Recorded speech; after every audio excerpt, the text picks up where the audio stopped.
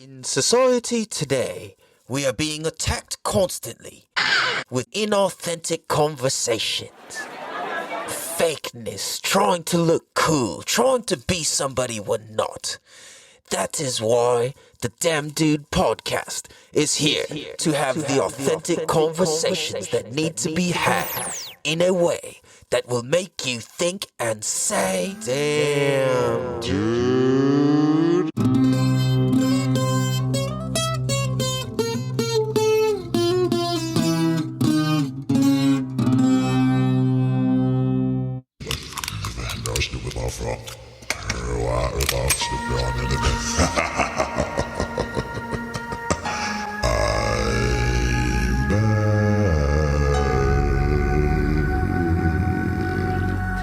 What is good, everybody? Welcome to the Damn Dude podcast. And today we're talking about how in order to get to know ourselves, we have to meet and befriend our demons before we could really meet ourselves. And that's what this show is about. Welcome to episode numero 5, cinco. Mga. That's Chinese, number 5 in Chinese. What else? Anyway, so that's what that evil laugh was about. That's what that was for, is because it's like, yo, do we know ourselves? Like, how are we gonna, like, how well do we really know ourselves? You know, like, how much self-awareness do we really have? And how many of us have actually, like, dived in and gotten to know your demons? You know, like, how many of us have stood face to face with them, like, so motherfucker? You know what I'm saying? So, I realized I forgot to say I'm your host, California Cal. California Cal. Calvin, even though Calvin looked like he just ate a cat. Norwegian gangster rapper. Whoa. Oh, dude! Oh! Yeah. Oh! But, yeah, that's me. Damn, dude. And welcome to the Damn Dude podcast. I hope you guys have been enjoying the first 4 episodes so far. Our last episode, we had our first official interview, which was Kashi. That's at Kashi SD, pretty much all platforms. And that show was tight. I look back and I'm like, I hear myself. I was so excited that, like, I'm almost like yelling into the mic for the first, like, minute almost. I calmed down eventually. Well, I don't know. I was pretty hyped to that whole episode, actually. But, no, it was pretty cool. That I look back and personally I'm like, oh, that was cringy when I'm like saying certain, like, I feel like how I judge things and judge people is like by how present they are and how present their answers are. And I don't know, I could see moments where it was like I skipped something that was so dope that he said, or I don't know. That's just me being critical on myself. I'm just studying my own game, you know, because there's no other competition but me. And, you know, I feel like once I realize there's nobody else to compete with, there's no other competition in this world other than myself, that's when shit got, like, really fucking real, you know? And on this episode, we're also going to talk about, like, pyramid schemes and entrepreneurship and kind of, like, what's the difference and how to avoid them or how to fucking maximize them. And, you know, my note that I took from watching my last solo episode was that, bro, just get to the point. Because if you sit here and try and explain what shit's about, it's so fucking boring. Like, I was listening, I was going, oh, why don't I shut up already? Just get to the fucking point, or like say something cool. So the first thing I was talking about that we're gonna get into, which is hilarious, is pyramid schemes, bro. I know Southeast. Ooh. Damn, dude. Fucking pyramid schemes. So what I'm gonna say is that fucking with these damn pyramid schemes, they are getting slick, dude. They are getting hella slick. I've got some fucking really funny stories about this. So I guess but before I really get into the stories of this, I'm gonna just kind of give a little bit of background on something real quick, which is like, I personally am a huge target for these pyramid scheme people because I've been working for myself, and it's like when you see me post shit, it has to do with like, oh, do what you love, you know, like be this, that, and just bettering yourself and shit like that. And then like, so what a lot of I was started getting into it already. I wanted to give this backstory first because it makes the rest of it make sense.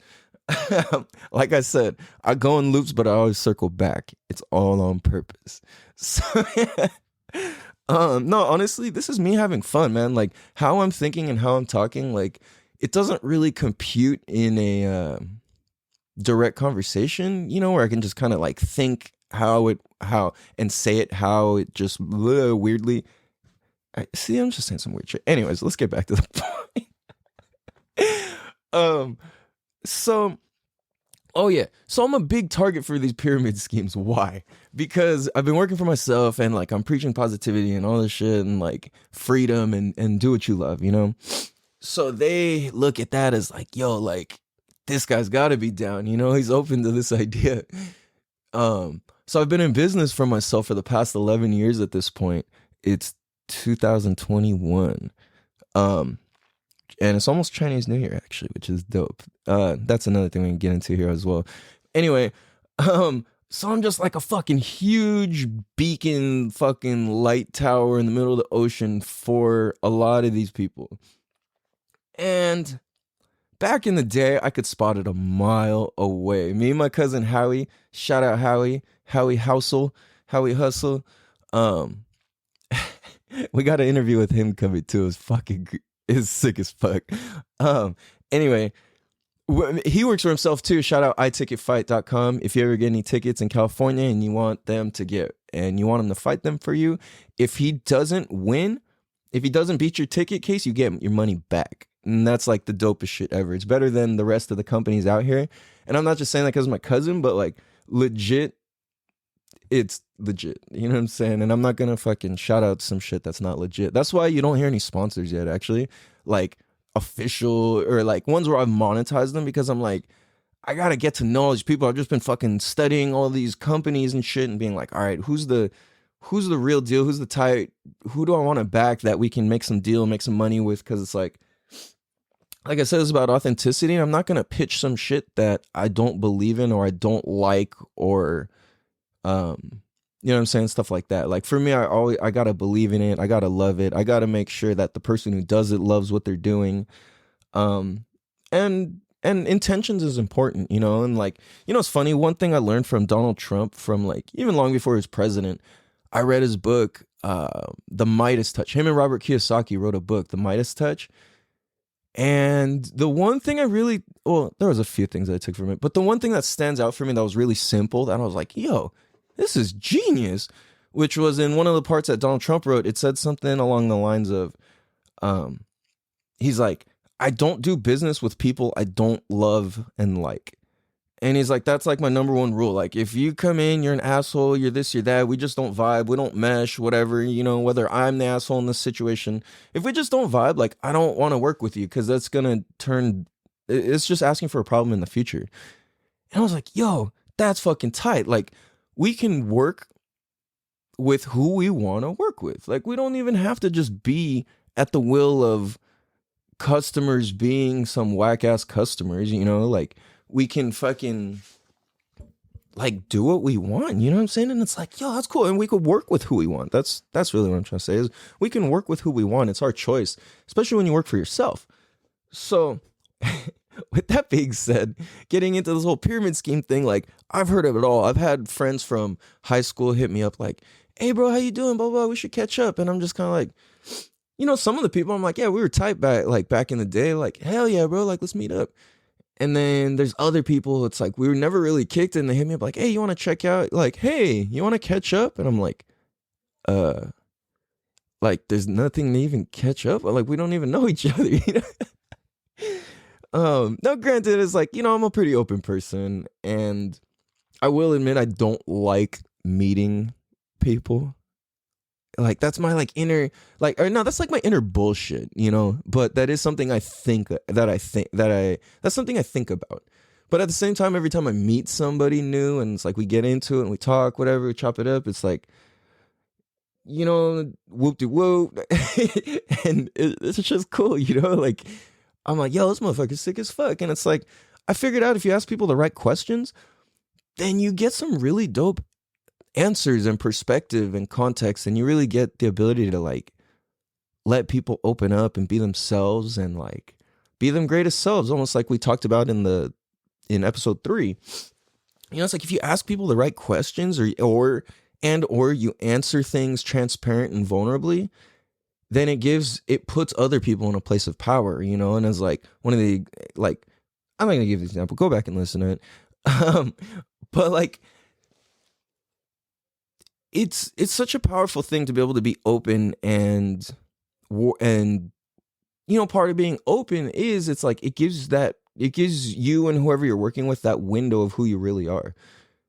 I can think of times where I went into jobs and I'm trying to think if I can say, yeah, what the fuck? Why can't I say this? Where I went, excuse me. Oh, excuse me. All right, my bad. It's like burping or something sort of. My chest was like, what was I talking about? Fuck, I just completely spaced, dude. Talking about, I don't know. You know what? Fuck it. I'm gonna let it go. It'll probably come back. Oh, so talking about these like getting hustled or like being a target, and then where was I going with that? So how people would hit me up, they'd be like, hey, like, let's kick it, blah, blah, blah. I'm just like, yo, we don't have nothing to kick it over. Like, interesting, Oh, talking about meeting people. I'm always happy when I meet new people, but I like have this resistance to want to meet new people. I don't know why. I'm cool with it when it's like natural, but like to have to force it, I'm not a fan of, because there's usually some form of like a lack of authenticity when inside of it. So tying this back to this pyramid scheme thing. So me and my cousin and different entrepreneur friends, we would always joke about like how different people would like try and trick us into these things and sign us up for this and that and use such slick ways. Like people started getting so slick. Like, oh my goodness, dude. So I'm just trying to think like like, yo, what to look for.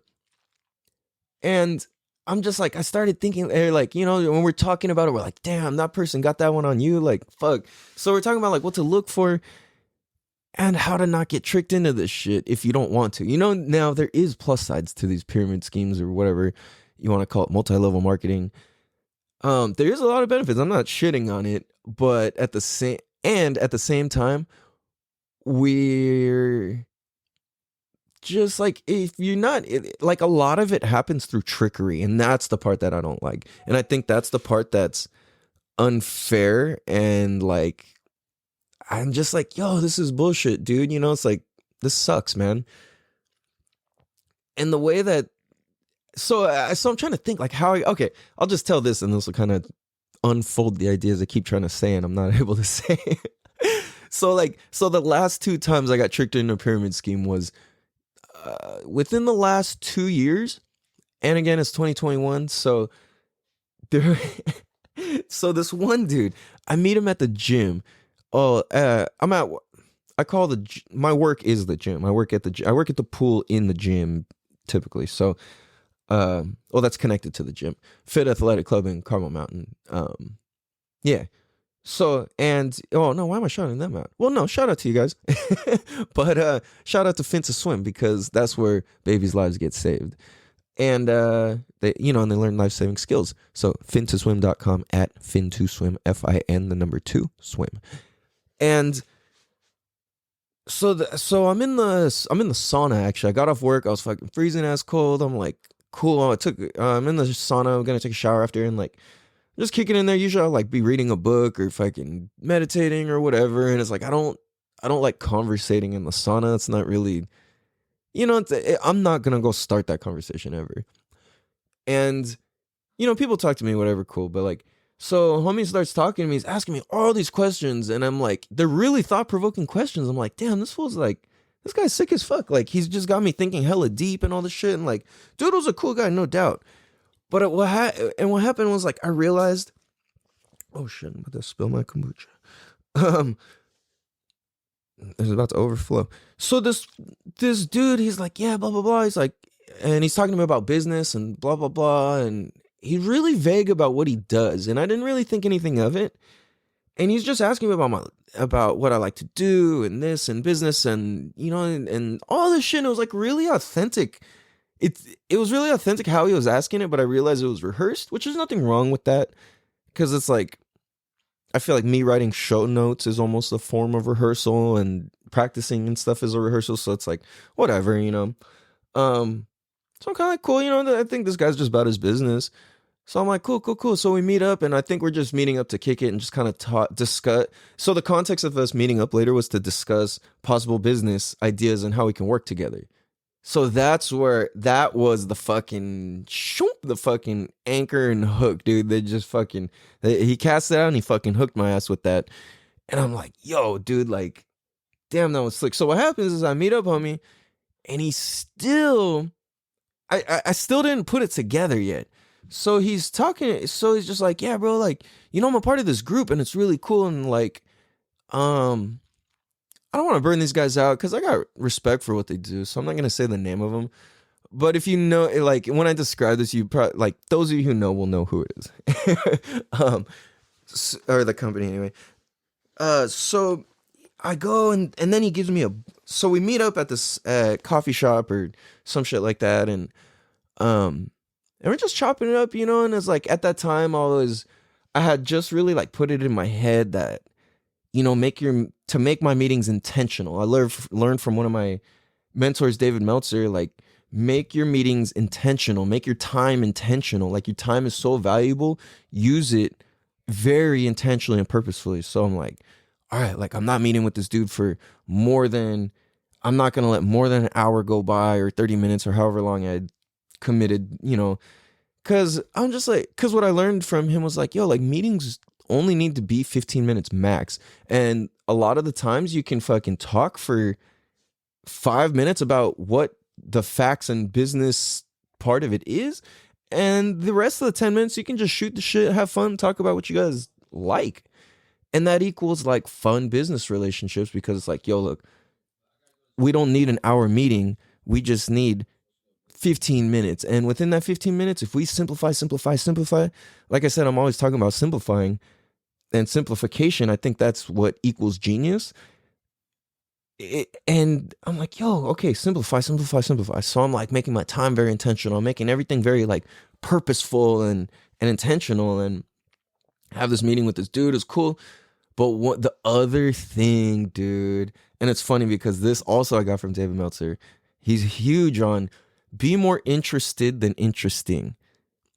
And it's like, the more you do that, the more like you can connect with people. Like, I don't need to sit here being so interesting. It's like, if we're having a conversation, I'm better off being more interested in what the other person has to say than being interesting. It's like, there's no need to try and be impressive or to be so interesting. And a lot of us do that for the sake of our egos, or to look good or feel good or whatever. And it's really not needed. So that was in my head, but I just heard that for the first time. Be more interested than interesting. And I'm like, all right, I'm trying, but like, one thing I've learned from analyzing just the act of teaching somebody something over all these years, like, that's kind of what my mastery is how to break down the smallest movements and teach without even needing to talk. So that, like, that's what I do with babies, is I don't need to talk. I can teach a baby life-saving skills, an adult, whoever. I can teach you how to swim and do all these skills without needing to even talk. And that's because for me, I've went and just studied teaching and why and how. And it's interesting because when people, like, I've had like traditional school teachers see me teach, or psychologists, and they're like, how in the fuck, like, what is going on right now? Like, they can't even put it together that I can fully communicate to a child who can't speak yet. Like, it's pretty fucking incredible, honestly. So again, dude was more interested. The other dude who I had this meeting with was being way more interested than interesting than I was. I was trying to be interested, but he just kept asking me such fucking like questions of interest, because it was in this dude's nature just to be like that too. So I'm just like, I didn't get a chance to get exactly where he was from or what he does, and he's just kind of being a little bit vague about. And it's like, at the time I didn't even take it or notice or realize it. I didn't take it as he was being vague. I just kind of like, damn, this guy's just one of those people. Like, that's fucking sick, you know? Because there's people like that. I've got good friends like that who are, you know, they just kind of seem to always be more interested than interesting. And that's not saying they're not interesting people. They're actually far more. That's one thing that's trippy is, if you notice, a lot of people who come off more interested than interesting, and not in a gossipy, information. No, not that type of way, but like, people are genuinely interested in how you are, how you feel. Like for me, I have to practice that. I'm not like, naturally, I'm just like, I don't give a fuck. Like, but I know it's a good thing, and it's something that can be learned and grown and all of that. So that's something I try to grow and practice, is to be more interested than interesting, because naturally I'm just not that way, and I didn't come that way, you know? So like, that's where I'm like, okay. So dude gives me okay. Like I said, it all comes back around. Although I did lose that one point earlier, but it's all good. So dude gives me this book, and he's like, all right, he's like, bro, if you could read this book by next week, this kind of gives you the gist of what I do. And I'm like, what the fuck? Like, this fool's on some secret agent shit. Oh shit, we just hit 150 downloads, you guys. Damn, dude. Woo! Yo. Calvin, even though Calvin looked... Dude. Damn, dude. We just hit 150 downloads. Congratulations to us. And of course, way bigger than that, a huge thank you to you guys from all around the world who tune in and listen and fucking show this show some love. And man, thank you guys. That's fucking awesome. I'm gonna shout out to where all our listeners come from at the end of the show. So anyway, so back to the story. So this guy, he's like, you read this book, and he's like, this is like, kind of gives you an insight to what I do. It'll make more sense. And he's like, then if you're cool, like, I got this. We're actually having like a meeting, and I'll show you what's up. And for some reason, I still didn't catch it. So because like him giving me the book, it was like a legit book. I can't remember the name of it at the moment. I was like, all right, I read through it. It was really dope. It had some cool ass, like, it just had a lot of cool analogies for life and mentorship and all this. And it was kind of, it was really interesting. I was like, oh, it was a cool perspective. And it was kind of like talking about how in order to win, you can't do it alone. Like, you need some sort of mentorship, and you need to really like get up on your shit, you know? And it's like, it's just going to give you shortcuts. If you can, you know, if you have a mentor, it gives you shortcuts. So I was like, yo, that's fucking sick, dude. So I'm reading this. I'm like, okay, so it's kind of like, the idea of the book was like, they kept putting like, it was kind of like I kept seeing myself in this example. And that's kind of where the extra hook comes in, is like, this book has to do with like, yo, aren't you, you know, if you're just seeking a little more, if you really have that spark of freedom and independence and whatever inside of you, like, you know, and it really just started speaking. I'm like, yeah, this shit's sick. You know, I started seeing how like, and then it talked about like, you know, seeking these mentors. Then they created this community where, you know, it's like the money just, it's like, okay, we can create our own economy through our own community, essentially. And it was like, yo, like through mentors, we can fast forward our steps. So it's like, if your mentor happens to be the guy who owns the bakery, and your thing happens to be that you know how to make some bomb ass breads or cakes, then you can sell your shit out of the bakery. But here's what we'll do is take 10% or however much percentage. Let's take a percentage out of your business earnings and his business earnings, because you guys both just doubled your business by working together. So we're going to take 10% out of what both you guys just earned extra, and you still have your extra money. And we're going to take that and put it into community. So now, let's say like the store needs a new front or new signage. Boom, we've got that money from the community or from the pool, and then we put that back, we put that back into the business. And we just keep doing that and keep doing that and just keep recycling and recycling and recycling until we grow a huge pot of money, and then we're all wealthy. And then we just keep, and I was just like, whoa, but the way they had put it was in this like a tribe community sort of context. So it really, really did a good job diverting from like business. It like incorporated that, but it kind of diverted the brain, the way it was written and the context, from that to like some like connectivity, like being, getting to the next level in your growth sort of shit. So I guess whatever you were up to, it would apply to like growing or bettering. And so I read it and I come to this fucking event, and it's the full on, the real deal, like fucking the guy with the teeth, the super white teeth that's just like, hey, like, these are people. I don't know if I want to say his position, but he's like, oh, highly decorated in the military, and and this and that, and blah blah blah. And then we have 21-year-old superstar, and the fucking lights and fucking the whole thing, dude. I was like, yo, this is crazy. I was pretty impressed, honestly. There was a lot of people there. And I met some pretty powerful people, honestly. And like, I had met people that I'd seen in the past from like other business classes and shit. So, and like business meetings and whatnot. So it was pretty trippy. I was a little taken back. I'm like, okay, damn, this isn't cheap to put on. Everybody's fucking dressed to the T, suits, ties, the whole thing.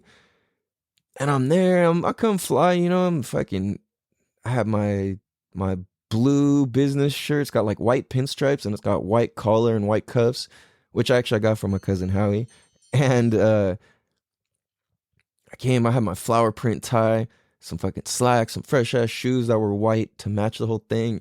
I was looking fly, dude. But anyway, so the guy sitting next to me the two people sitting next to me is the homie, or not the homie, but homeboy who invited me. And then this other dude who got invited by the same guy, but he's sitting there tripping. He's like got his feet on his seat, and he's like rocking back and forth. He's like, this is a scam. And he's like flipping through his phone, and he's trying to show me all his notes, and his full breath fucking stinks. And I'm just like, bro, like, oh, I started getting mad, dude. But then I started getting intrigued. I'm like, the fuck is this fool talking about? Because he's doing all this research, he's writing all these notes, he's fucking trying to pass notes to all these people. He's like, this is a scam, it's a cult, it's a I was like, bro, like this definitely isn't a cult, dude. Like, and then, I mean, it's not really a scam, but it is a little tricky, And they're just going on and on and on and on and on, and fucking, I'm just like, yo, what am I gonna do here?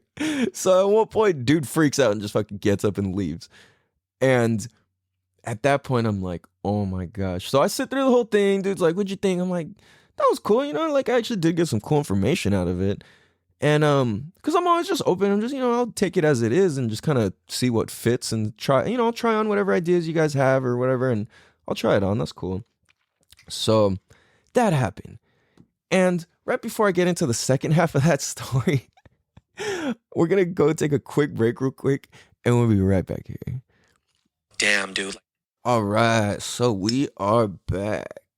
This world we living in, man, it ain't nothing but drama. Yeah, that. If you don't know who that is, go do some research. That's usually UGK, and Riding Dirty is probably one of the best rap albums ever made. That's just random. And like, I don't know if you guys even know that. I'm just some like white looking dude, but like I grew up with some hood ass shit, and like, I don't know, you just kind of wouldn't guess that a lot of stuff I'm into. But anyway, so I just want to say again, thank you guys. We just hit 150, and that's really fucking dope, and I appreciate it so much. I the little email just popped up as we're sitting here recording on my computer. It's like, boom, congratulations on 150. I was like, oh, I mean, you guys know you were there. Oh, we actually just hit 153. I'm just checking the stats, and that's live at 5 what it is. So as of February 4th, 1:41 p.m. Pacific Coast time, if that's Pacific Standard Time, we hit 153 downloads. So thank you. I appreciate it. At Damn Dude Podcast, all platforms, all major platforms, go check it out. So what I'm going to do here, smoke a bowl real quick in celebration of that 150. And yeah, here, hold on. Let me put on something cool for you guys here. If Indo was a pebble, man, consider me stone.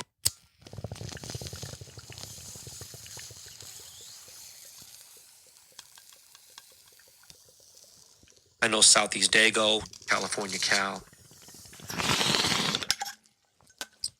Damn, dude. I know Mira Mesa. If Indo was a pebble, man, consider me stone. Oh, that was obnoxious. I'm sorry, guys. So, all right. Back to business, boys. We back in business. We back in business, boys. We back in business. If you know who that is, if you know what rapper or what song that comes from, we're back in business, boys. Comment it on iTunes and I'll send you some free stickers. Just make sure when you comment on iTunes, leave your Instagram handle or your Instagram tag so I can holler at you and get you some free stickers. So, back to business, boys. So, homeboy we meet up at the fucking event, right? I see all the people up on stage, and it's interesting because you see people who's like, people there for different reasons, you know? There's some people there to fucking make a fortune.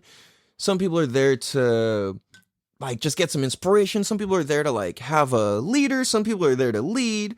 Some people are there to scam. Some people are there to hustle. Some people are there to, you know, everybody's there under, like, kind of a different context is what was a little bit weird and, like, why I wasn't, I felt it, you know? I was like, yo, this is, I don't, like, and people are here kind of under, like, a different context, and it's kind of strange, you know?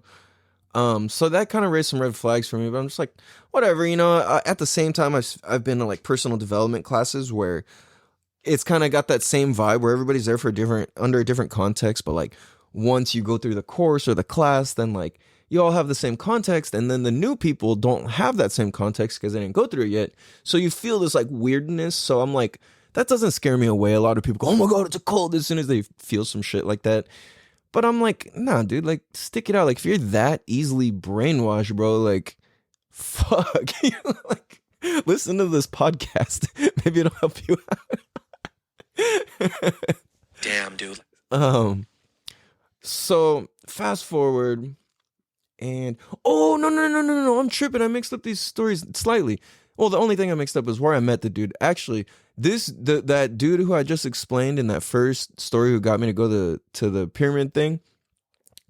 I met him at the grocery store, actually. And we were just like standing there, and it was weird because it wasn't awkward how we started chopping it up. It was kind of like we were like picking fruit or some shit, and then like he's just kind of like, we happened to look up at the same time, and he was just like, oh, what up? And I was like, oh, what up, dude? And he's just like, shit, how you doing? Blah, blah, blah. And it was like really natural. So then the other one, the second dude, I met him in the sauna at work. So, so at the first event though, I'm taking notes of everybody because I'm like, there's many different kinds of this, and over the years you see the same people kind of like come in and out of all these different sort of things, you know, like events and whatever the hell. So I'm taking notes on everybody. I'm studying everyone. And I'm like, okay. Like I see the top dogs. I see the people, you know, I understand the thing. I'm like, and I was kind of like, yeah, I'm not going to do this. Because I realized there was a pyramid scheme as soon as I sat through the whole thing. And I'm kind of like, yo, I'm open to MLM shit if it's something that I really believed in. But that's yet to ever like come across the table for me. So I'm just like, yo, dude, like, okay, I'm taking notes. So later on, I meet this dude. Like I said, I'm just in the sauna. Dude starts chopping it up. Yeah, blah, blah, blah. Fucking. And then same thing. He's like, oh, yeah, like. Well, it wasn't the same thing. It was different, but like a similar thing where dude was just more interested than interesting. And he happened to catch me. And when I was just kind of off guard. I was so like, it was the end of the day. I taught a bunch of kids. Like, and teaching kids is like in that way, one-on-one, like I do, is so exhausting at the end of the day because I'm matching a different energy with every single kid, and each kid is in 10-minute increments. So if I work with 20, 30, 40, 50 kids in a day, I just match 20, 30, 40, 50 different energies in every 10 minutes. That's intense, and it's hyper focused because the child's life is at stake if I do my job irresponsibly. So, and I've got people watching me. I've got parents just hawk-eyeing what I'm doing. I've got all onlookers staring at me. I got the whole fucking pool. There could be fucking 100 people just staring at me and what I'm doing when I'm working. And I have to be laser focused. The kid could be screaming sometimes, crying, laughing, splashing, confused, whatever. And I still have to like be able to maintain that laser focus. So at the end of the day, I'm just absolutely wiped out. And not only am I just working with the kids, I'm interacting with the parents, and in the back of my head, I'm like remembering little notes and schedules and having different things like that, and then I still have to do all the accounting and scheduling, all the whole thing.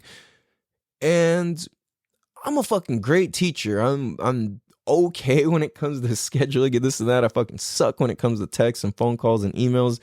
I'm the absolute worst. I need to hire somebody. Or fucking, I don't really have money to pay somebody at the moment, but maybe get an intern or I don't know, work something out. Anyway, so dude is more interested than interesting than I was again. And yeah, business, this, that, blah, blah, blah, blah, blah. Like how I'm explaining it really crappily is how I was hearing it in my head. That's that's not me just explaining poorly. Like that's how what was happening in my brain. I was hearing things that choppy and short and weird, and I'm just like, whatever, I was like, damn, this dude's cool. Like he got a good spirit. That's whatever. He seems about his business. I was just like, cool. So we meet up at the fucking coffee shop. Whoop de woo, fucking. I love saying that actually. All my old gangster hubbies used to say that all the time. Whoop de woo, no, whoop de woo. Shout out to Pablo Spider, my boy, my best friend, my brother, rest in peace, dude. Fuck, my essay, he used to always say that. Whoop the woo. Yeah, you know what I'm saying? Whoop the woo. Blah, blah, blah. Essay, da, da, da. Fuck, I love you, Pablo. I miss you, bro. So back to dude. We're talking business. He's like, yeah, I got this event, da, da, da. But he didn't say an event. He said, "Oh, he's like, actually, I got a meeting with like the people who are like helping me out."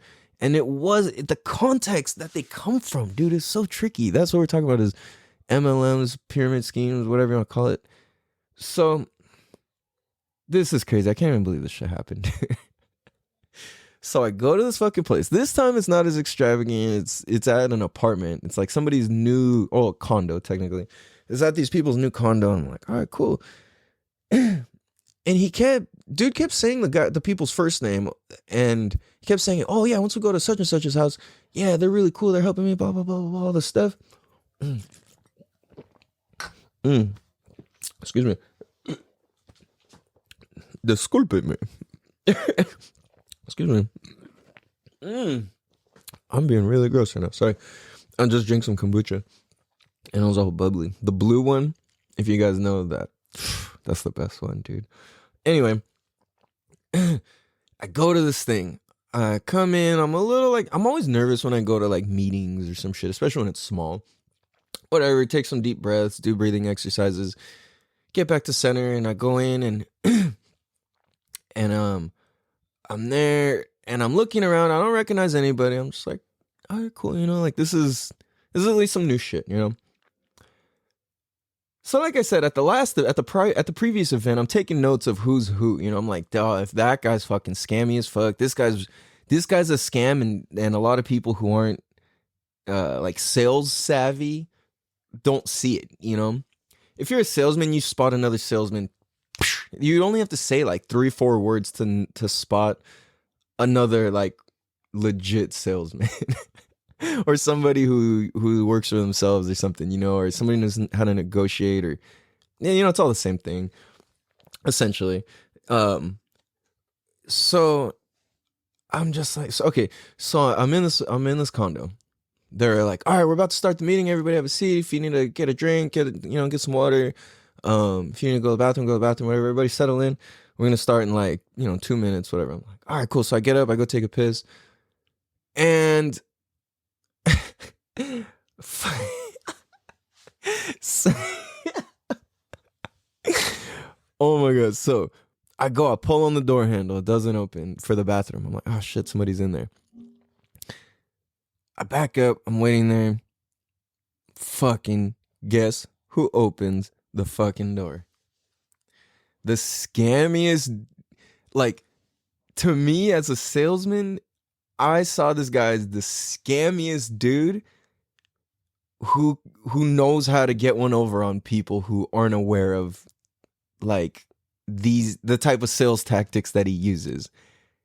And he's good, dude. He's really good. But this fool opens the door and I'm like, oh, hell no. I'm like, I recognize this fool's fucking head, the way he looked, like he had a big ass head and he had big ass eyes, and he's just like, hey, like he kind of reminded me of like Jim Carrey in The Mask. Like when he had the mask on, he's kind of like, hey, like it kind of like a big dome and like the huge eyes are just like, hey, with like the grinning teeth, you know, like fuck. But that's kind of how I often see people, like, well, not people, but I see things I guess people and whoever, like I'll see characters or things in relation to animals or weird shit like that. But anyway, I see this fool. I don't even know how. I'm just like, I'm like, why do I know this guy? My brain's just going through all these files, and I'm just like, no. I was like, that's that motherfucker. I'm taking a piss, and I'm like, what do I do? So where they're having the meetings in the living room, the bathroom's in the middle, and the front door to leave is like, I guess the next one over. So the bathroom's right in the middle between the exit and where we're seated. But I left my nice ass water bottle and my notebook on the seat, and I have like I always have different notebooks. This is what I got right now. I just shut the camera. But I always have different notebooks, and it's like my best shit is in my notebooks. So I was like, I was just gonna leave, and I'm like, I can't leave my notebook, dude, or my water bottle. Oh, it's actually this water bottle. And I'm like, no, dude, like, fuck. And then I'm not trying to like just smash out on this thing and then come back to dude later, like, can I get my notebook? And then it's like, don't even say anything to dude and just peace out. I'm like, fuck, that's just disrespectful. I'm like, I wouldn't want somebody to do that to me, like, either way, you know? So that's why I'm like, okay. Fuck it. I'm like, how do I make the best of this? You know, when my newest born son was still like pretty new, and it's like, I know my girl at the time, needed help, and I'm just like, and I want to be there and spend time with my kids, you know, both of them, and my girl and everything. I'm just like, and my puppy. And I'm like, fuck, dude, there's gonna at least be 2-3 hours, like, for sure. So I'm like, I just got pissed, dude. So I'm in the bathroom, I take a piss, I'm just looking in the mirror, I'm just shaking my head like, what the fuck do I do? I'm like mad and I'm laughing at the same time.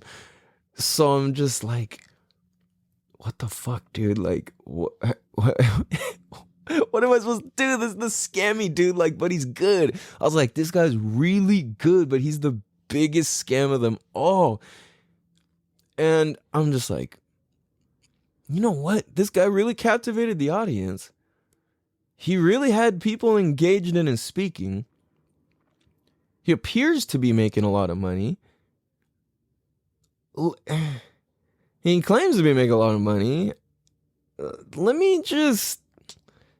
I'm like, because this whole time too, I'm thinking of mentorship, you know, and like, but I'm like, I don't want to sign up for this shit. I don't want to be here. I just wanted my book. And then I don't know. I just didn't want to peace out on dude without being like, okay, bye. Just get like, oh, I saw that guy. I recognize him. I'm out of here. I'm like, what if there's a chance of something different? Blah, blah, blah.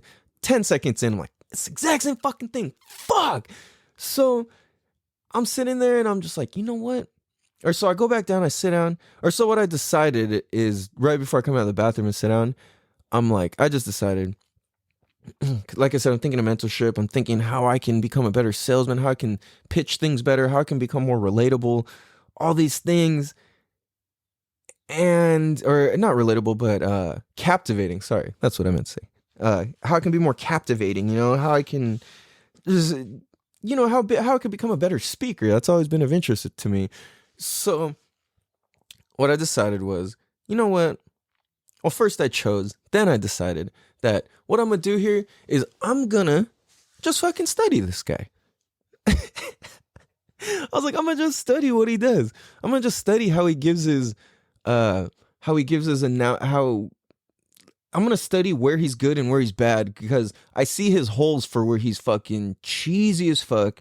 Like, I see the holes in his game, but then I also see the really strong fucking strengths in his game too. And I'm like, he's got more strengths in his pitch than holes, but his holes are detrimental holes in his game.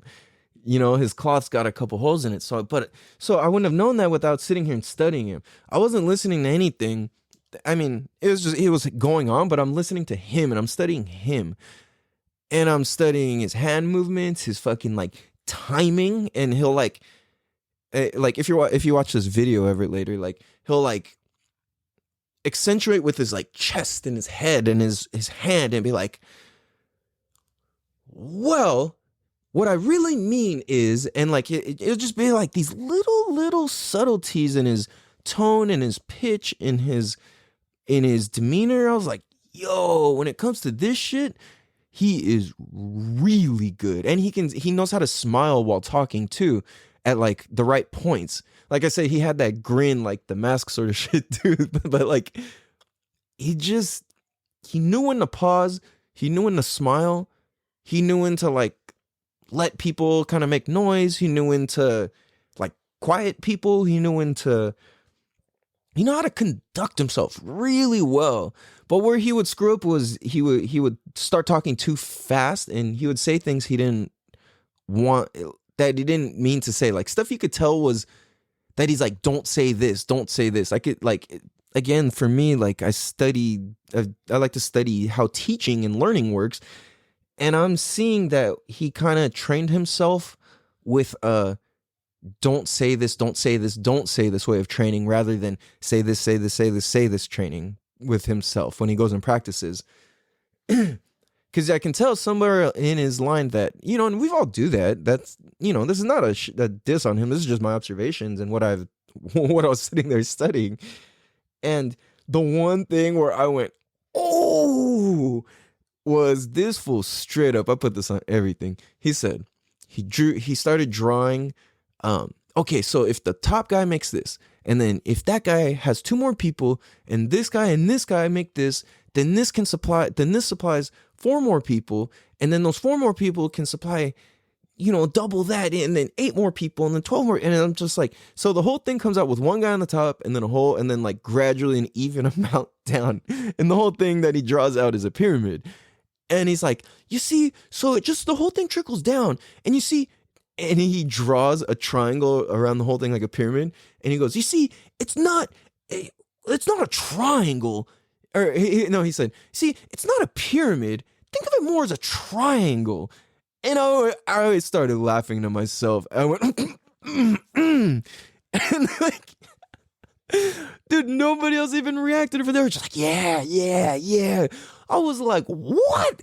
This fool straight up said, it's not so much a pyramid, rather a triangle. I'm like, you motherfucker.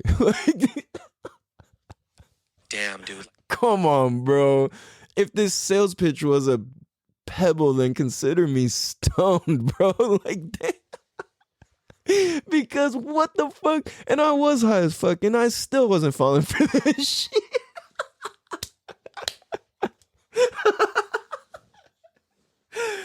Oh Oh shit, I put that on everything, dude. That's hilarious. I'm just like, nah, bro. Like, what the fuck? So literally what I did was I wrote down, I just fucking put a bunch of notes, mannerisms, timing, da da da da da da. And then I wrote down the names of the top dogs and all that. So I was like, yo, next time I'm in a fucking conversation with somebody, I'm gonna do my even bestest, bester best, my best Western flexing on Saturn best to be more interested than interesting. And I kind of took that as a punishment to myself at the same time as like, I'm gonna study how the fuck this fool presents. I was like, damn, dude, I really let myself be more interesting than interested. I could have flipped the script on this whole thing and just been like, so what about you? What about you? You know, and just like kept the pressure on him. Not necessarily pressure, but the attention or the direction or whatever. And I'm like, fuck, this is what I get for being more interesting than interested. I need to be more interested than interesting. And I'm like, motherfucker, dude. I went home, I was so mad, but like, I was just laughing, like, oh my God, is this really my life, dude? Like, what the fuck, dude? So that's what I was like, I got fucking tricked, dude. Like, it straight up felt like I got tricked. I couldn't even comprehend. I'm just like, dude, I don't even know how, but these motherfuckers, they got me, dude. I mean, I didn't fall for the whole thing. I didn't take any of my money, this and that, but I cut it clean. It was funny because, and this was cool. This was really inspiring for me, actually. They had both times that the people followed up with me the next day. Oh, it was funny too, because at the end of the second one, homeboy was like, oh, did you get some good notes? I saw you writing a lot. And I kind of just like cracked up. I was like, yeah. I was like, yeah, a little bit. I just kind of was writing down more like thoughts and ideas and stuff. He's like, oh, it's cool. Like he's trying to ask what, and I just kind of just kept talking. I was like, yeah, that was cool. And I closed my book and I was like, yeah, thanks, man. Like, like I've actually seen this before and I'm good, man. He's like, what, you have? Blah, blah, blah. And I was like, yeah, I just was kind of studying and just want to hear it. And, and I kept it real, like, well, and I mean, I guess I didn't tell him everything, but I kept it real enough, and, I was trying to hurt dude's feelings, I'm just like, it's just not for me. And, damn, it's so bubbly. Excuse me. Yeah, so he's like, what? He was pretty shocked that happened. He's like, who'd you meet? Blah, blah, blah. I was like, yeah, I went to the big one with the thing. He's like, you got to go to that? I've been waiting to go to that all year. Because I guess they only have one a year. So, yeah, that should have me cracking up, dude. I was like, yo, this is crazy. So, I will say, on the plus side, with the whole MLM pyramid scheme thing, whatever you want to call it, multi-level marketing, it is cool on the same hand. Like, if you really, really go fuck with it tough, dude, like, there's some real money to be made. Like, I know people made a lot of fucking money. And I think if you are going to be in that business, you got to be honest with people. It's like, yeah, that you got to follow what they teach you and not necessarily a script, but an order, so to say. And if there's a way just to be a little more transparent about it, then like I think more people would fuck with you. I know I would. Like if they're just like, yeah, dude, like this is what we do and how it works, and it's called this, like, because then it's like you told me already, and it's like that's usually I go there and I find out that's how it works, and that's what makes me go, I'm good. But it's like if you told me that from the first place, and you're like, this is what it is, and I can see this benefit for you or whatever, and like I think you actually would really love what it is, like if you got homies and you really believe in this, then like that's cool. Like, give it to them. If you got some shit that really works. The problem is a lot of the stuff is kind of scammy, or it's not as good as it seems. Some of it is. There's been like they don't pay me, so I'm not gonna say their name, but there's like some skincare products out there that are also of multi-level marketing trade or business, however you want to call it. And, it's like there is people who are honest about it. And at the same time, it's just not for everybody. Like, you guys got to understand that too. So it's all love and it's good practice because it really does like feed you, it's like throws you to the wolves quickly when it comes to sales and people skills and human interactions. The thing is, if you don't have basics of that, then it's tough and you're going to just be not liked by a lot of people really fast. But that part where it's not transparent, that's where it gets me. And that's why I can't fuck with it. Cause I'm like, this is like, dude, nah, man, you got to be more open with me if I'm going to be down for this shit. Cause yeah, there's a lot of money to be made. Yeah, you can hook up the next person, pretty decently with some good income and, you can create your own schedule and shit like that. That's pretty dope. Now, one thing to understand is that if you are doing that, that's not owning your own business and that's not being an entrepreneur. Like, it's in the realm of it, but it's not all the way. I think it's good practice for being an entrepreneur, but it's not being an entrepreneur. It's like the difference between batting practice and the big leagues. It's like there's just a difference. And like when you have that backbone there, those people and the product and the company, for me, that already tells me you don't 1 billion that you don't 1 billion% believe in it yourself, because you would have created it yourself if you really believed in it yourself. You know what I'm saying? Like, I believe that you support it. I believe that you love it. I believe that you're into it, but I don't believe you're as into it as you think you are. Damn, dude. And that's just being real. Like, that's just my opinion. Maybe you love it. There is people who love it. I'm not talking to you guys. Like, when it comes to you guys, I'm not talking about that. Like, if you love what you do, do it. And I think that's what's really cool about the multi-level marketing idea, is that it kind of gives you the ability to like do what you want when you want. But that's not entrepreneurship. You can't call that. It's not the same, because that is a shit on people who are real entrepreneurs. Like I said, I'm not a fan of that word, but we're just using it because I don't know what else to call it. So, you know what I'm saying? Like, it really is different. So just be aware of that. And it's like, I think it's like, like, call yourself a representative. That's being more honest. I'm a rep for such and such company. And I'll be like, oh, all right, cool. Like, what do you do? What's up? Like, I can fuck with that, because that I'm already not like turned off. It's like, oh, I'm an entrepreneur. Oh, we sell such and such brand, blah, blah, blah. And that was a bad example, but like, it's like, oh, I'm trying to say this without like promoting people that I'm not trying to promote. Like, oh, whatever, like, let's call it A-Way.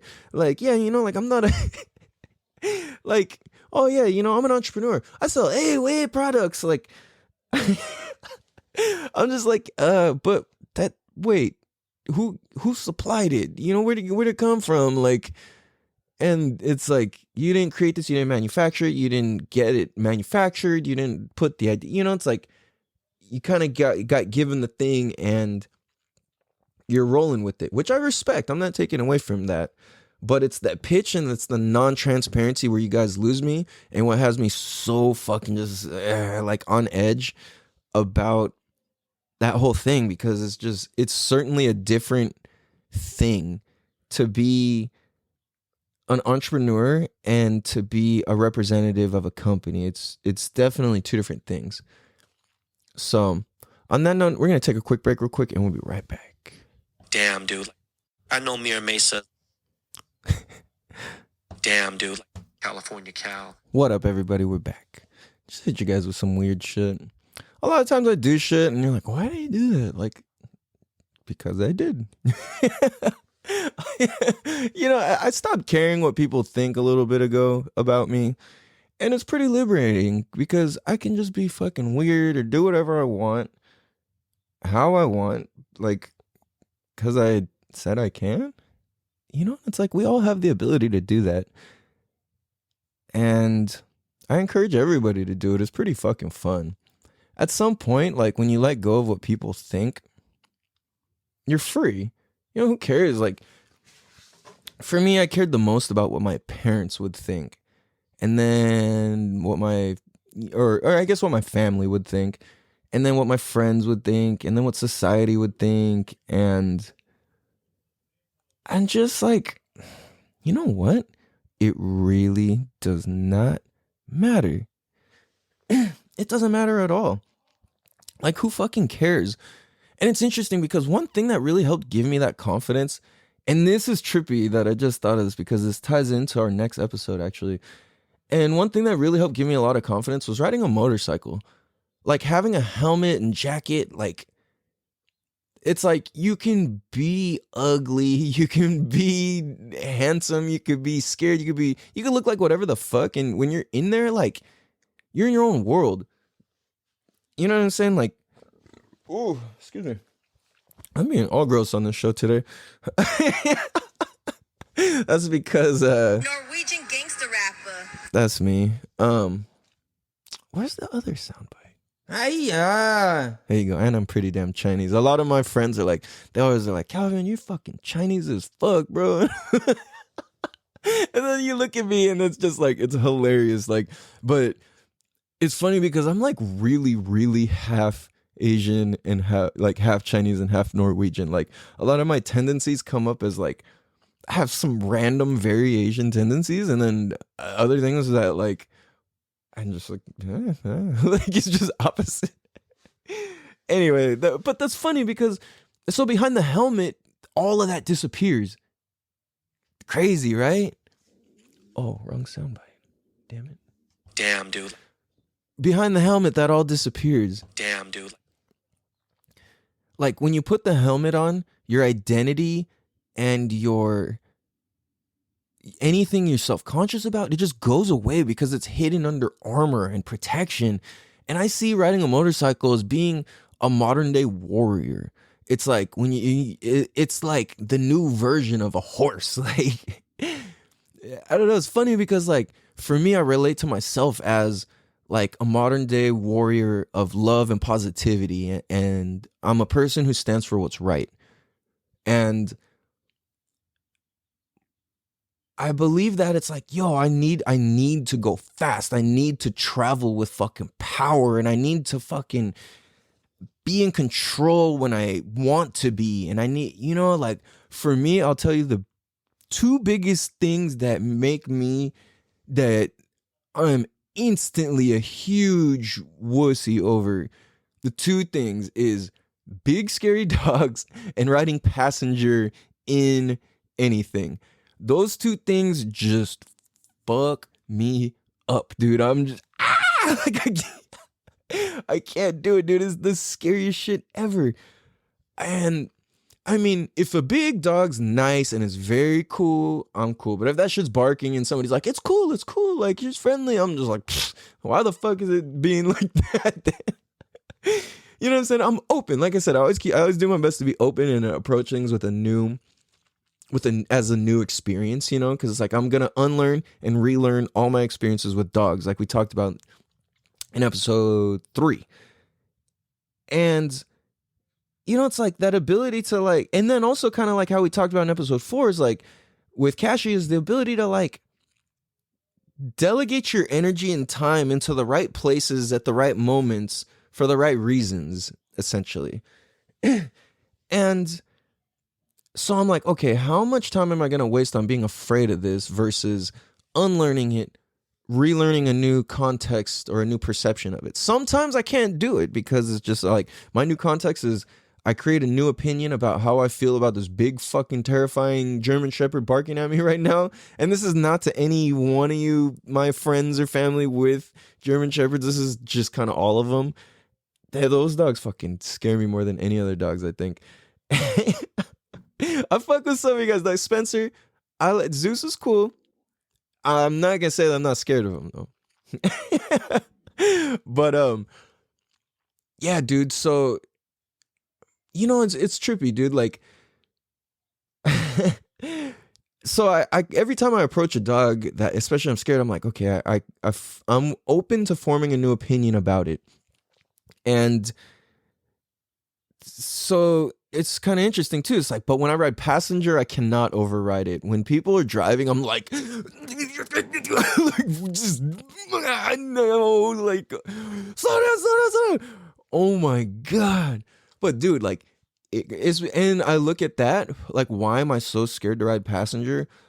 There's a handful of people I trust that I can, but like I said, still same thing like with the dog. Like, I trust it and I can, but I'm not gonna say I'm not absolutely fucking terrified out of my mind. So like, what's interesting is, so when I ride a motorcycle, when I'm in control, oh my gosh, dude, I am in this fucking crazy world of like brand newness, and time just relates completely different. Time is no longer the same fucking concept. Time doesn't exist in the same way anymore. Like, when I hop on a fast ass motorcycle and I'm fucking mobbing, or like I'm exploring out in the desert, or like shit like that, I'm in my helmet, I'm in my zone, like, dude, like, I'm just laser beam focused. I'm just having so much fun. And to me, that's like one of my biggest forms of freedom is that, because not just the helmet and the jacket, but the vision you have to have in order to ride a motorcycle at like, like quickly or like intensely, or like, doing some wheelies or some crazy shit. Like, it takes a certain and particular type of vision and concentration and foresight, and the ability to like let go of the ideas of what could potentially happen negatively versus doing it correctly. 100% of the time I've done a wheelie, I've never done a wheelie to not be able to do a wheelie. Like, anytime I try, it wasn't to be like, I can't do this. Every time I tried, it was like, yeah, I could, fuck yeah. I was trying because I believe I could do it. I wasn't trying because I didn't, you know what I mean? Like, and I feel like that's how a lot of people psych themselves out, or a lot of people who don't have the ability to, like, to participate in like extreme sports types of things where it's just too much. It's like, nah, like, that, and there's nothing wrong. It's just people are all built different, but like, it's interesting the perspectives. Like, I can all of a sudden relate to the people who don't fuck with that stuff when I'm riding passenger. Oh my gosh, riding a passenger in the car, motorcycle, I have to go slow. Like, I'm just terrified. Like I said, I try and come brand new every time, but anyway, the freedom that motorcycling has like provided to me and how it's shaped my relationship to the world is pretty fucking phenomenal. And this is an interesting fact about me. My first word was actually, so my first two words, and this is funny, my very first word was nin nin, the sound that motorcycles make. So I used to be like nin nin nin nin and point to the motorcycles all the time. The first thing I used to say is I used to have this little ATC 3-wheeler like plastic push motorcycle thing, and I would sit on it, or I would flip it upside down and spin the wheel all the time, and I'd be like, wheel, wheel. So nin nin and wheel were legit my first two words. And so I just been all about motorcycles my whole life. And it's just really given me such an outlet and context on the world where time is different. So I'm going to tell you a crazy ass story, because I'm actually allowed to tell this story now. So back in, so it's either 2006 or 2007. Is that right? 3, 4, 5, 6. Yeah, okay, yeah. So this was about 2007, I want to say. Somewhere between either late 2006, early 2007. I had gotten my 636, my Kawasaki Ninja ZX6 636, my one of them ninja bikes. I had candy flat plasma blue paint. It was matte. It was like bright blue, like, I don't know if you can see, well, if you see the video in my drink, it's almost like that color, but a little lighter, but it had candy paint in it, but it was matte. with a matte finish, candy paint with a matte finish. It was so hard. Oh my God. I had an Acropovic exhaust. I had fucking, I think I had gold levers? Blue levers. I don't remember if I had gold or blue levers, but I don't know. And then it had gold accents and it was just so fucking clean, dude. And that bike was pretty fast. It topped out at 167. So one day I was kind of like halfway living in Temecula with my ex back in the day. And I got my bike and this was at like 2 a.m. And at this point, I can't remember if it was a Dodge Challenger or a Dodge Charger, but those were when the new ones came out again. Those were like brand new at the time. And this dude had one. It had to be, it had to be chipped and fucking exhausted at least. It had exhaust on it, like, cause this fool, he topped out at 155 and we raced. I went from Mira Mesa to Temecula Winchester exit. I got there in 17 minutes. 17 minutes from Mira Mesa to Winchester in 17 minutes. I put that on everything. And I actually happened to get pulled over right when I got into Temecula because I blew a yellow light and the cop pulled me over. He's like, "Why'd you run that?" And I guess I'm gonna keep it real. I do not recommend this and I do not advise this because this is highly stupid and dangerous, just like the story I just told. And I'd blown the light. I didn't even have my fucking license, dude. I had my permit. And when you have a motorcycle permit in California, you're not allowed to ride on the freeway with a passenger or at night. And I just got done racing a fucking Dodge Charger Challenger. I realized I kind of just skipped over that story really quickly.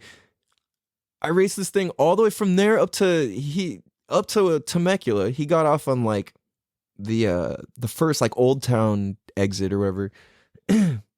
Well, we hit the checkpoint, all that shit. We slowed down there, obviously, but like, yeah. So we're just mobbing, dude. So I'm racing. Like I said, my bike tops out at 167. He tops out at 155. So we're just like, whoa, whoa, and I would pull on him, and then I would slow down back to 155, and just be like, whoa, and then whoa, I would fucking downshift again and just fucking pull on him, and then we're whoa, whoa, whoa, back and forth the whole time. There was a couple times where I'd slow down quite a bit and then just let him fucking just pull on me again. We were just pulling on each other the whole fucking time, like completely open up to 15, dude. I got to Temecula in 17 minutes, no lie. And after that happened, so I get into Temecula, the cop pulls me over, and he's like, "What is this? Your permit?" And my license, or my driver's license, not motorcycle license, but my driver's license has San Diego address on it. And I'm in Temecula at night, just off the freeway exit. And he's just like, "What are you doing? Where do you live?" I'm like, "Oh, I'm going to I don't remember if I said I'm going to my girlfriend's house or I'm going to my other house or I just moved, or I said something like that." And I was like, "Yeah, like, I got my permit and I just got stuck at work late at night and I had to run that yellow light for both of our safety. I saw you there. I completely saw you. I getting a ticket didn't even cross my mind. I was worried about our safety." And at this point, I was pretty damn gamed up in sales. So you hear how that sounded pretty natural. It was definitely like something I knew how to say already. So I fucking gamed this fool up like that. And I was like, and I switched the whole intention of this conversation of away from my permit and away from everything. I diverted the whole conversation to, I did this for our safety. This was on purpose. And honestly, it was true because I wouldn't have been able to stop in time. Like, well, no. Let me say this. If I were to stop at that light, I would have had to lock up both brakes and I would have fully skidded into the fucking, like, my front wheel probably would have crossed the white line and then I would have stopped right there if I locked it all up and even feathered the rear brake and shit and, feathered the whole thing in. And it just, what I'm saying? And just letting it downshift too, it wouldn't, that, like, I know how fast it takes to emergency stop a bike and, like, especially for that speed I was going. And, because I had to I sped up to like 50 or 55 and the speed limit there is what, like, I don't know if it's 35 or 40 in that area. So He lets me go, dude. I'm like, oh my God, all this dumb shit I just did, I just fucking got away with. Like, are you fucking kidding me, dude? So anyway, this was kind of like taken away from my whole point I was getting at. But like I said, I keep it real and I keep it open and keep it authentic and transparent and vulnerable. So I share this shit with you guys to not encourage it, but to be like, yo, it's fucking stupid. Go to the track. Go to the places where this is appropriate. You know, it's like, yeah, because you can hide your identity and you could just fucking be a wild maniac. Like, do so responsibly, dude, because otherwise you're gonna end up hurt, dead, in jail. I have several homies who passed away riding motorcycles. You know, I've personally broken 64 or 67 or 68 bones at this point, and a lot of them due to motorcycles. You know what I'm saying? Like, it's no joke. Like, you can't let your ego get the best of you when it comes to this motorcycle shit. So that's why it's like, go do it right. All my homies who like ride on the track, they like almost don't even have the urge to ride in the street anymore, because they're like, yo, it's so much safer. I can go so much faster. And it's just not, you know, it's just boring doing that, you know? And then it's like, the safety factor is incredible when you take it to the track, because it's all safety regulated. Everything is on purpose, you know? It's like everything's intentional, safety barriers, all these things. The track is swept. Like, the thing that really takes a lot of people out on the road out here in the, you know, like if people ride Palomar, fucking Julian, all this shit, you know, just out in the mountains is the sand in the road, or pebbles or rocks, or shit like that, you know, or like dead animals in the road, like stuff like that. That's the shit that like really takes you out. And when you're at the track, it's all groomed, it's all clean, and and then you get to like be that fucking animal warrior in a responsible sense, to where you're actually like making a positive impact on your community. Like, the way I think about it is like, I think of like high school sports teams. Like, when you grow up, dude, like riding track, like there's so many homies there who you get to like just mingle with and meet and like experience cool shit. Now, it's a dream of mine to go, because I haven't got to like I've been to different I've been to different racetracks and shit like that, but one of my best boys and one of the best people I know on this planet, Mr. Lugnut, Anthony Norton, it's at Lugnut_521, YouTube, Instagram, everywhere.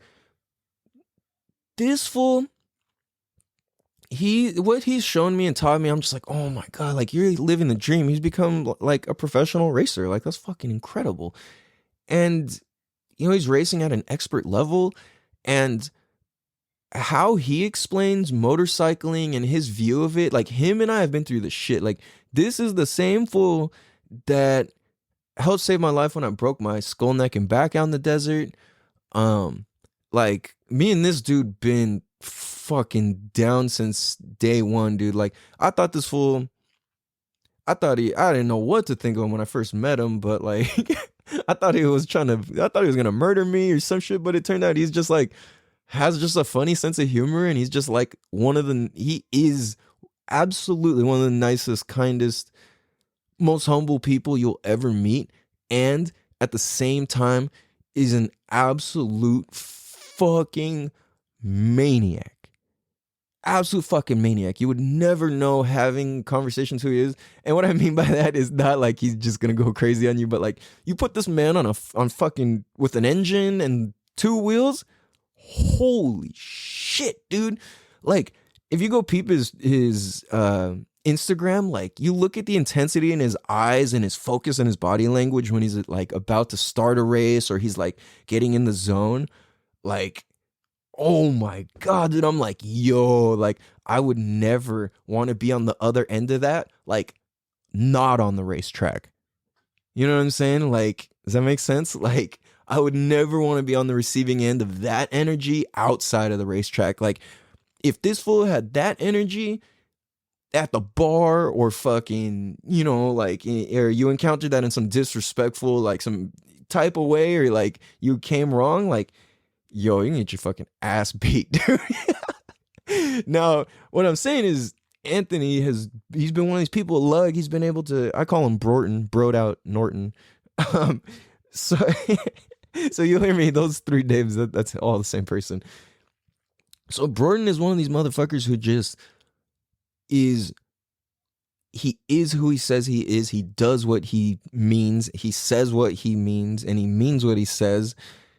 And he's just one of those fucking people, dude. And his intensity when he races and when he focuses, the absolute laser beam focus that he has and his ability to transform himself and his abilities and where he came from into this fucking incredible, just fire-breathing dragon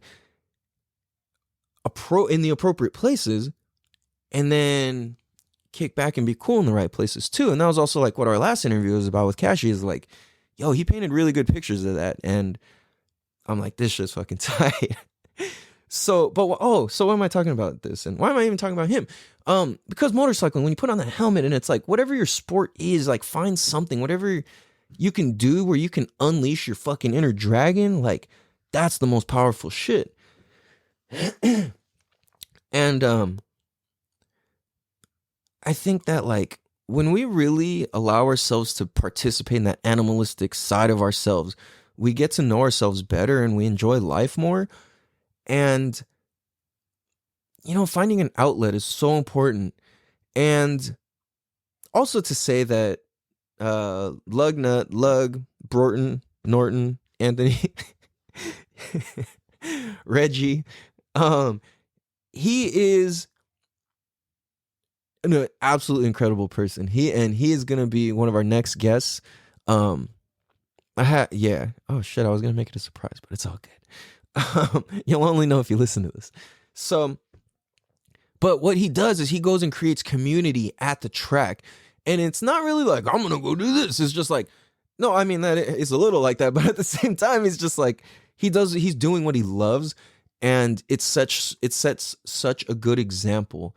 And again, it's like there's the right way to do things and you know, like the not so right way to do things. And when we can apply and disperse our energy and our skills and our talents appropriately, we automatically stop getting in trouble. We stop getting in as much arguments. You know, we start having and living a funner life. So it's interesting because with Chinese New Year coming up, that resonates huge for me. Like whenever Chinese New Year hits, like I feel like that's when the new year legit starts for me. And this year, Chinese New Year is February 12th, which is a Friday. And it's crazy because this year is Year of the Ox, which is my year. Damn, dude. So we'll see. I'm not putting anything into that, but like I do believe in that shit to a certain degree. I just don't put any expectations into it. But I allow it to fit, you know, my perspective.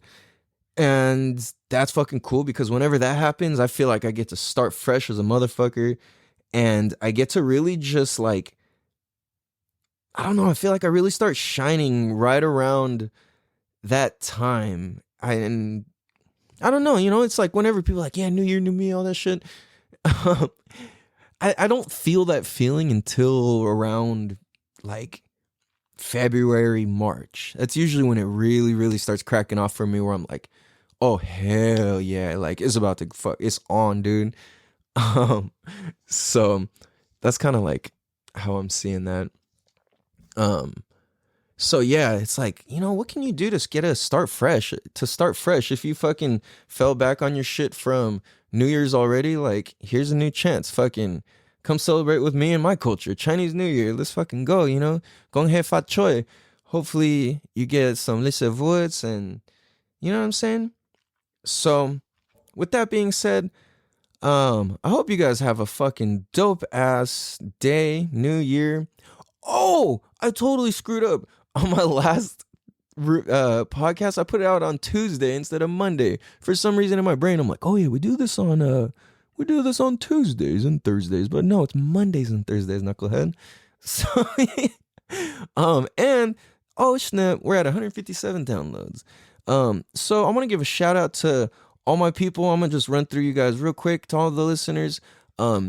Everybody from the United States, France, United Kingdom, Peru, Norway, Germany, and more specifically, San Diego, California. What's good? There you go. Centennial, Colorado. What's up? What's happening? Clifton, New Jersey. What's good? Imperial, California. Brap, what's happening? LA. What up, Los Angeles? I got love for you guys. I'm trying to go eat some fucking I'm not gonna say the name yet, but I'm trying to go eat some of my favorite spots up there. Bolingbrook, Illinois was good, was Gucci. Clichy Isle de France. Shout out to you guys. You guys been fucking with us pretty tough, so thank you.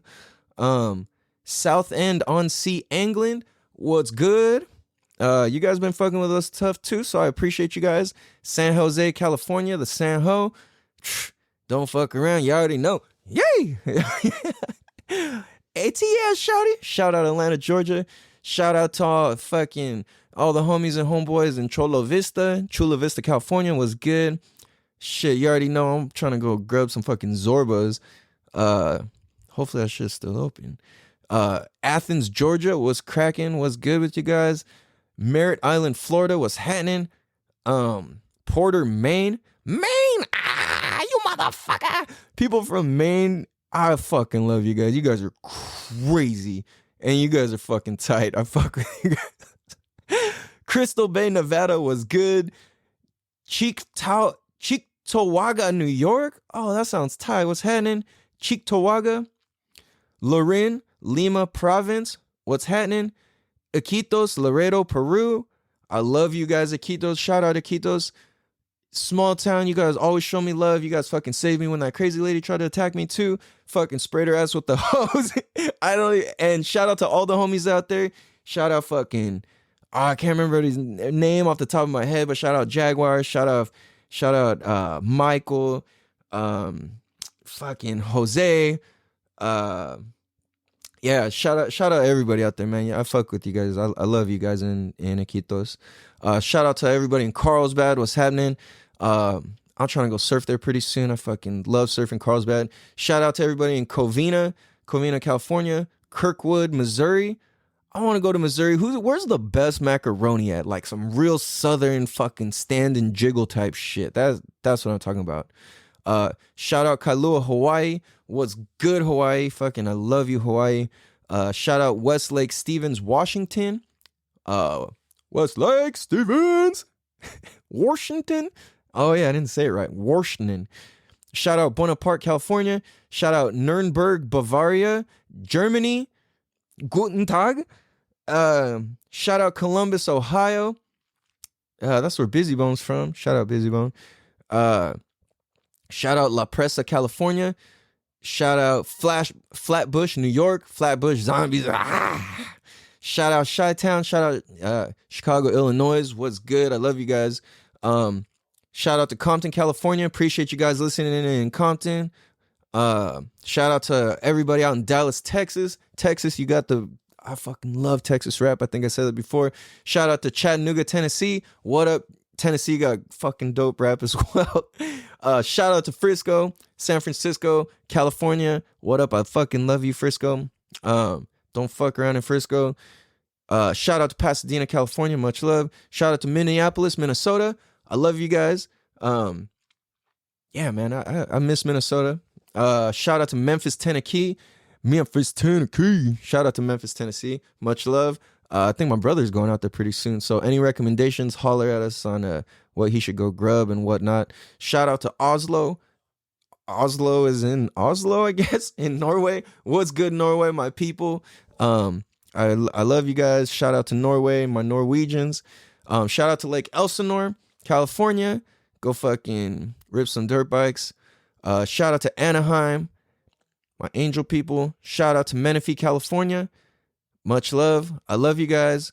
I hope you guys enjoyed this episode. Make sure you tell a friend, leave a review, all that good type of stuff. And on that note, I hope you guys have a beautiful day. Much love. Peace. 90 miles push away, and I wanna be here.